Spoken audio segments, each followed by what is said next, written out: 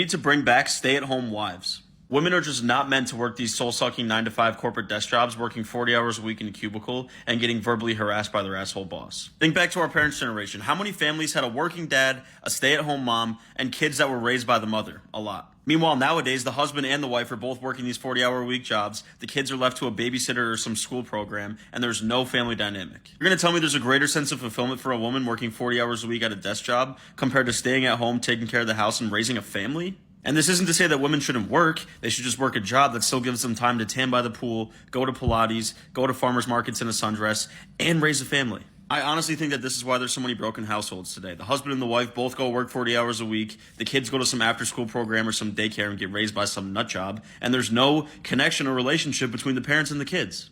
So instead of devoting all your time to some shitty boss at a 9-to-5 job, I think women should devote most of their time to their kids and their family. And if you still want to work a 9-to-5 job and make money, more power to you, but I don't think women should be demonized by society for not wanting to work, staying home, and raising a family. Women are not meant to be working these 40-hour-a-week corporate desk jobs. I saw it again today.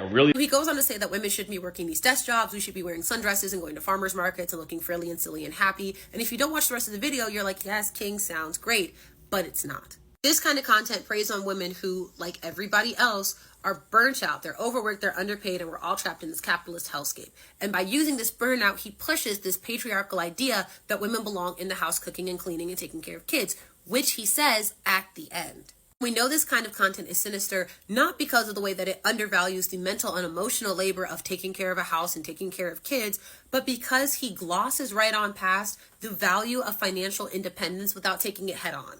A balanced post would be, we should all be freed from corporate desk jobs and bosses that don't care about us and jobs that don't pay enough. We should all be able to be happy and free and do the things that are actually fulfilling. But he doesn't say that for men, just women, because he and other people who make content like this often know just how valuable financial independence is. That is why so many women before us fought so hard to have jobs, because they understand just how valuable it is to be able to stand up on your own 2 feet so they don't end up trapped in marriages, ultimately unable to get out no matter how bad the circumstances are. Y'all need to stay on your P's and Q's and actually watch the end of these videos, because otherwise they will sunshine and sundress you until you are trapped in a back corner of a locked house.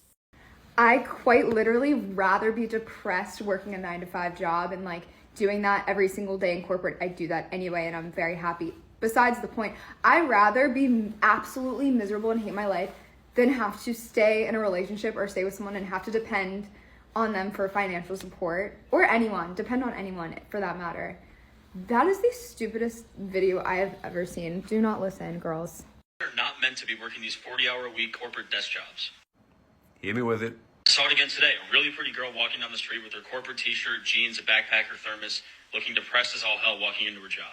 It's the saddest thing ever. I was almost ready to agree with him here until I realized that it was probably sad because she was a pretty girl, right? Girl should not be going to some stupid desk job to sit in a cubicle and report to some asshole boss all day. She should be in a sundress, going to a farmer's market, tanning by the pool, doing yoga, doing Pilates, stuff like that. Yeah. And there you have it. The problem was not that somebody was miserable having to work a 9-to-5 desk job. The problem is that a pretty girl who exists, who is placed on the planet Earth in order for him to look at her, to enjoy looking at her do things for the benefit of the male gaze, which is everything that he just listed. That's why it was sad. Corporate life is robbing him of the pleasure of looking at her. The thousands of years of human history, when did women start going to 9-to-5 jobs? Like 40 years ago, 50 maybe? So women have been working the 9-to-5, 5 days a week, just as long as men have. They have been alongside us this entire time. Now, one of the reasons that this was invisible for much of history, remains invisible to us now when we study history, is that women's labor simply wasn't counted. Women were working for the family in support of their husbands or their fathers. If they weren't being paid a wage, then that work wasn't getting counted. And I would add here that if your concern is actually with the 9-to-5 office job, none of us were built for that. We have known for decades now that the 9-to-5 is killing many of us. So your real problem should be with capitalism and with a weak social safety net that doesn't allow one parent to stay home. Or at least that would be the problem if you weren't using 9 to 5 as a convenient cover for your obvious misogyny. Or women would stay home, raise the family, take care of the house, cook, clean. All of which is labor. It is unpaid domestic labor. What happened to the sundresses and lounging by the pool and going to yoga and Pilates? It's almost like it was never about any of that at all. Now, women go to some stupid 9-to-5 desk job to do some bullshit compliance job and get verbally harassed by their manager, and then go to happy hour and get hit on by their coworker, Caleb. It's just not how it should be. Oh, Caleb, when will you learn that only our buddy Christian here is allowed to hit on his coworkers at the bar? We need to bring back stay-at-home wives. Women are just not meant to work these soul-sucking 9-to-5. It's me again. Here I am doing the Lord's work at Christmas time. I'm sure Christian is a very nice guy, and I'm sure that he actually believes what he's saying. My problem with this video, and if you go watch it, he does a great sales pitch for why women should not work. The problem is it's not reality. And so as I was watching that video, as those of you who follow me know, I'm a divorce lawyer, and I like to educate women about things that can go wrong. I have heard that speech so many times from so many women who got married in their early 20s. Usually it's early 20s, right out of college. And he wanted me to be a stay-at-home wife. He was making enough money. He told me I didn't have to work. He told me that he wanted me to stay home with the children and for us to have a traditional family. And all of that sounds great. And in the marriages that work, I'm sure that's a great solution for a lot of people. I would always have to work. I'm just not one of those people that can not work. But there's plenty of you out there, and many women in Christians' comments that think that sounds great. So I just want you to think about the possibility that in that situation, your marriage does not work out.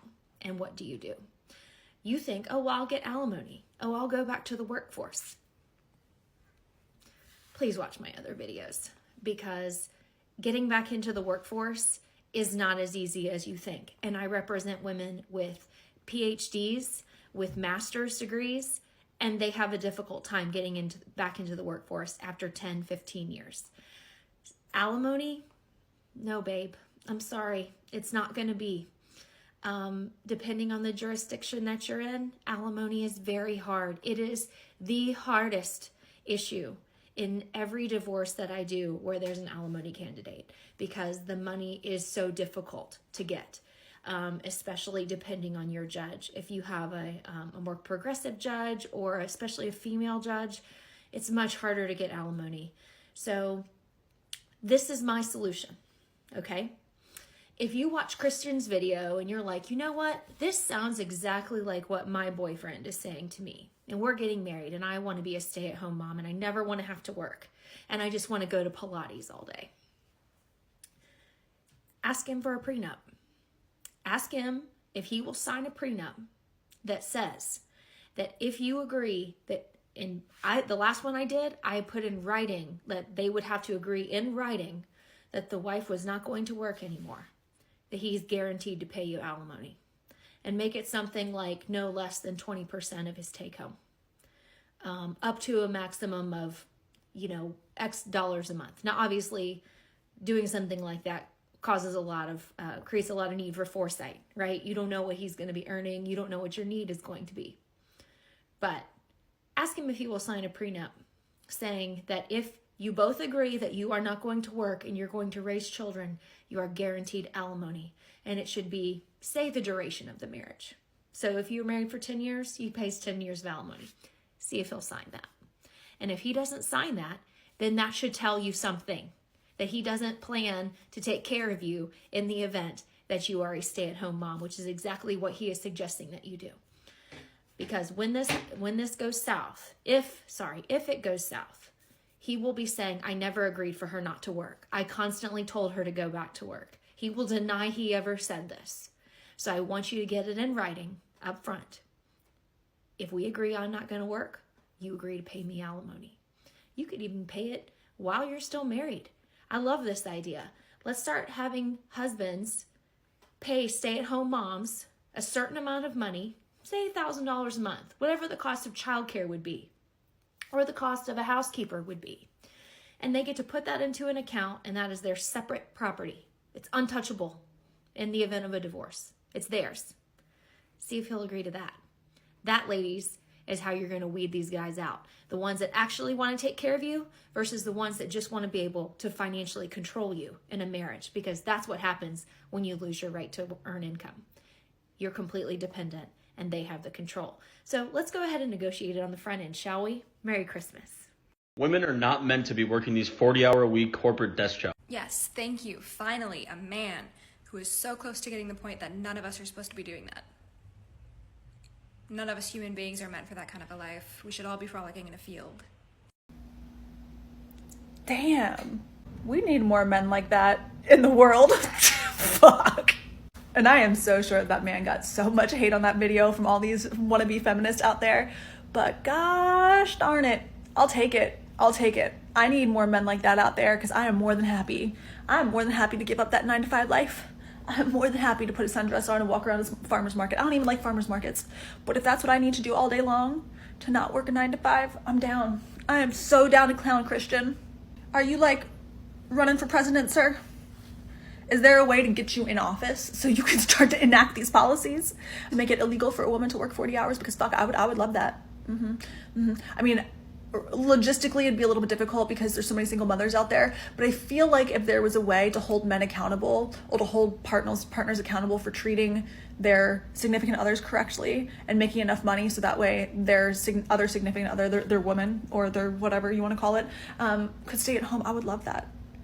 Logistics would be difficult, but let's do it. Let's figure out a way to make this work because I'm tired of being a working girly. I really am. I have been in my masculine era for a very long time and I'm tired. A lot of women are tired. I don't even have kids yet and I'm fucking tired. I would love to just be able to soak in my feminine energy, to be able to just put makeup on, get my hair done, look hot when I get home. I'll cook a meal for my man. I'll clean his shoes. I'll go back to cleaning the house, feeding the kids, you know, fuck, I'll homeschool my kids. Can that be my job? I want to be a 1950s housewife. Yeah, 1950s. 1920s. 1920s sounds like a good time. I think that's what we should go back to. 1920s.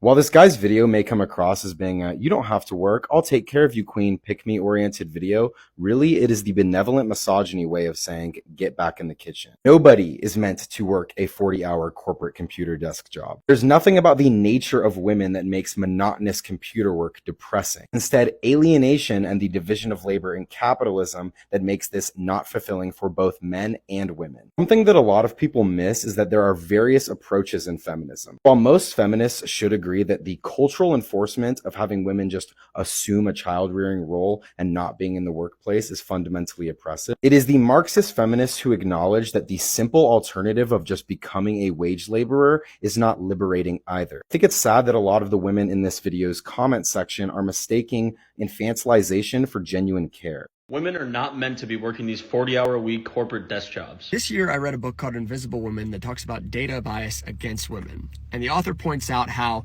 women have always had jobs. They've always been doing work. They just have not gotten paid for it because being a stay-at-home wife or mom is indeed a job. It's a lot of work. In Moira Weigel's book, A Labor of Love, she talks about how the biggest factor in why dating is the way that it is the economy. Pre-World War II, women essentially had to get married for survival because men were the ones working paying jobs, and so they were able to provide. Post-World War II, after women had entered the workforce, they didn't want to give that up once the men got home from the war because they liked the freedom and empowerment that came with being able to provide for themselves. Dating became more out of trying to find love than just finding somebody to provide for you. Women have always had jobs. They've always been doing work. They've not always gotten paid. If she wants to be a stay-at-home mom or wife, that's fine. If she wants to enter the workforce, that's a positive that has come out of history that she is able to do so.